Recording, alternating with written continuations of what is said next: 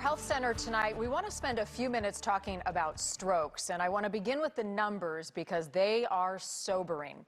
Stroke is the 5th leading cause of death in the U.S. and the leading cause of long-term disability.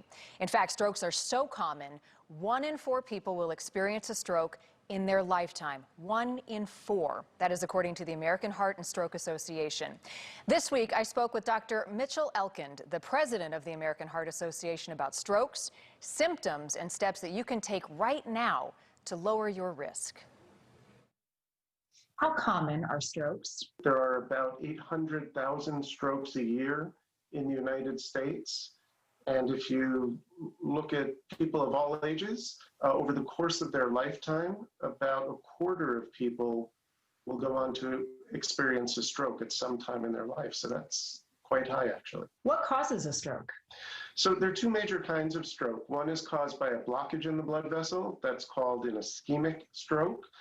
And the other, less common kind is when the blood vessel bursts and then there's bleeding into the brain. So you can have an ischemic or a hemorrhagic stroke. What are the warning signs of a stroke? What people should know are the most common symptoms or signs of a stroke. We like to use the acronym FAST, F-A-S-T, which stands for face drooping, arm weakness, speech difficulty. Then it's T, time to call 911. Why is it so important, the element of time, to get help immediately when you start to notice those symptoms? So we like to say time is brain.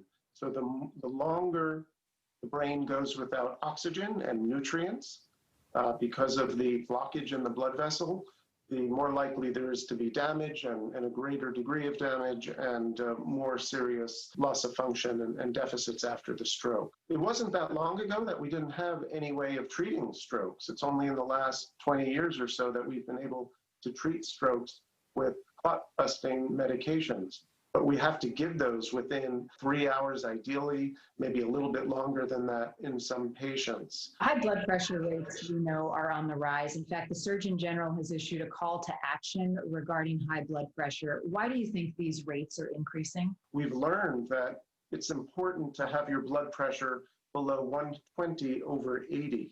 But beyond that, it's probably partly due to the fact that not everybody has access to medical care. Not everybody gets their blood pressure screened or tested by a primary doctor. The other very important issue, of course, is our lifestyle. We know that getting enough exercise, eating right, limiting sodium or salt in the diet, for example, all of these things are very important also to controlling blood pressure. What is the biggest misconception, do you think, or are there several, about strokes? One of them is that stroke only happens to old people, right? And we know that's not true. We've actually seen in the last few years that there's been some increase in stroke in young people, meaning people in their 20s, 30s, and 40s. It's not only a disease of the elderly. I would say the other major myth about stroke is that there's nothing you can do about it. I mean, just think about the word stroke. It implies something that happens suddenly, like a bolt of lightning, out of the blue. The damage is done, nothing to see here, nothing to do. That's just not the case. As I mentioned, we have a lot of treatments now, clot-busting medicines, interventional procedures that allow us to treat people with acute stroke. But they have to get to us quickly enough for us to be able to help them.